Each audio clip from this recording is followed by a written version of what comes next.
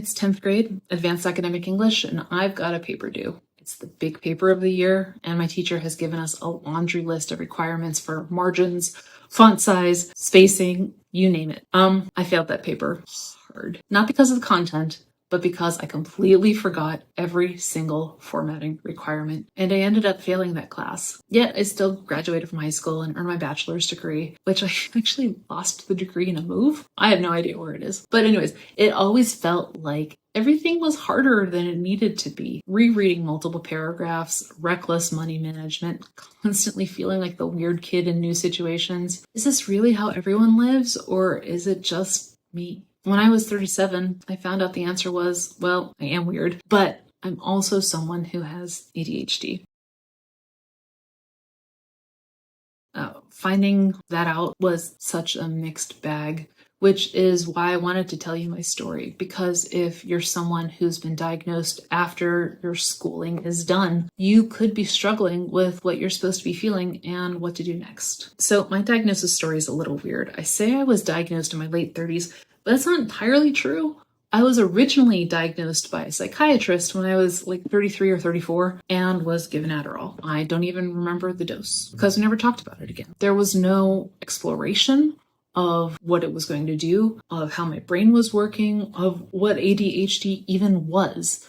So I took the pills for a year, and when I dropped that psychiatrist, I also dropped taking my meds. From then, it was a few years of job hopping due to multiple layoffs and firings, and that's when I finally decided to go back to my roots and become an entrepreneur again. But man, was that a struggle? Pulling late nights to meet deadlines, getting overwhelmed with ideas but never putting them into production, accruing debt. It kept me in a pretty big funk. Then I read a book, Delivered from Distraction, Getting the Most Out of Life with Attention Deficit Disorder. It was written primarily to deal with children who have ADHD, but even as an adult, parts of it cut right through me, feeling dumb in school, even though I'm constantly being told I'm gifted, not sure what's wrong with me, unsupportive teachers and parents. I mean, that book hurt me hard.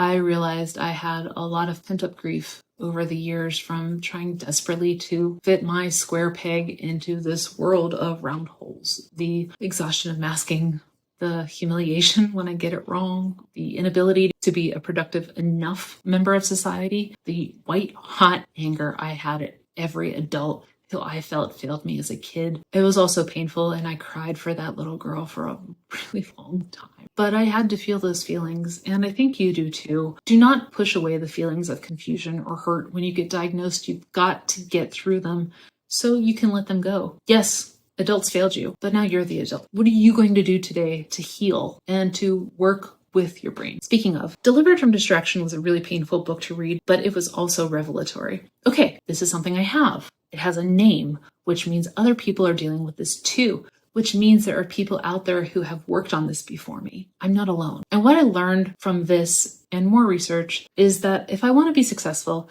I need to work with the way my brain naturally operates instead of against it. Since I have a brain that has a natural depletion of dopamine, it will constantly be seeking out new ways to refuel that neurotransmitter. So what I have to do is incorporate ways to utilize that when trying to knock out everyday mundane tasks that I would tend to avoid, but still need to get done. And that is why I always advocate for, instead of breaking down a big task into smaller tasks and then just going through the list and knocking them out in order, I am more a fan of breaking the task down into smaller chunks and then finding the chunk that is interesting to you that day. So, and I've used this example before. When I was writing my first book, rather than just writing it out chapter by chapter, I decided to do some part of the book build, for lack of a better phrase, based on what was interesting to me that day. So maybe it was chapter 7 instead of chapter 2, or maybe it was writing my author bio instead of writing anything in the book, or designing the cover,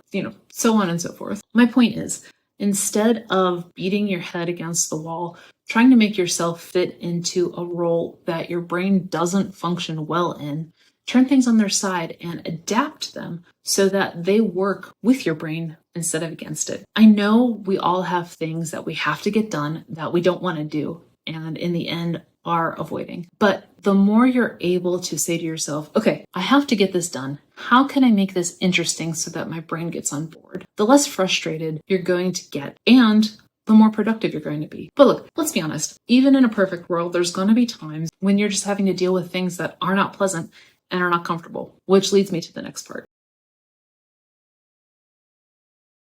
So this part isn't very easy for me to talk about because I've learned that I have a lot of negative people and situations in my life. And if I wanted to get better, I was going to have to get rid of them. I will say this is a personal choice everyone has to make on their own because it is not easy to cut someone out of your life, especially ones that have been with you for a long time, like family, friends, whatever. But when you start exploring the way your brain works, you'll start to notice that there are certain triggers that get pushed whenever you're around these people.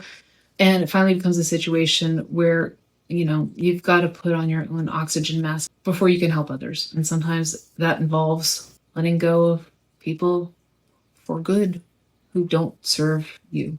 Now, these aren't the only hard choices you're going to have to make. But remember, what we're trying to do is undo damage that has put you in the spot that you're in now, which makes you feel bad.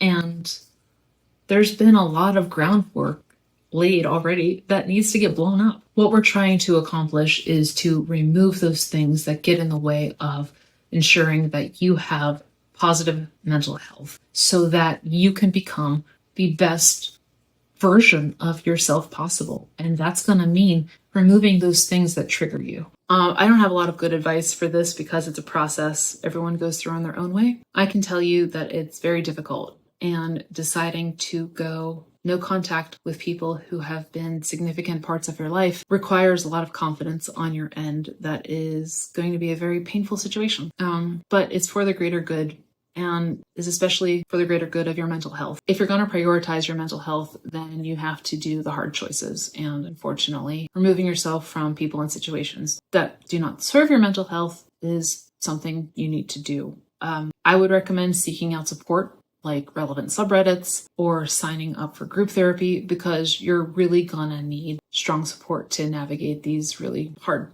traumatic times. Now we're going to make me feel better. And by doing that, we are removing the things that are in your way from having positive mental health. Part of that involves removing triggers for bad life choices. And the best example I can give is deleting credit cards that are stored on file on e-commerce sites, because that will prevent you from impulsive spending. But that also might mean like removing snacks that you tend to binge on, blocking YouTube channels you love to do deep dives in that prevent you from getting work done, stuff like that. And that doesn't necessarily mean you'll need to get rid of these things forever. We're just trying to get you back to zero as quickly as possible. So that means removing all of these things that are easy triggers for you right now. Finally, now that we've removed all of the negative, it's time to replace it with something positive.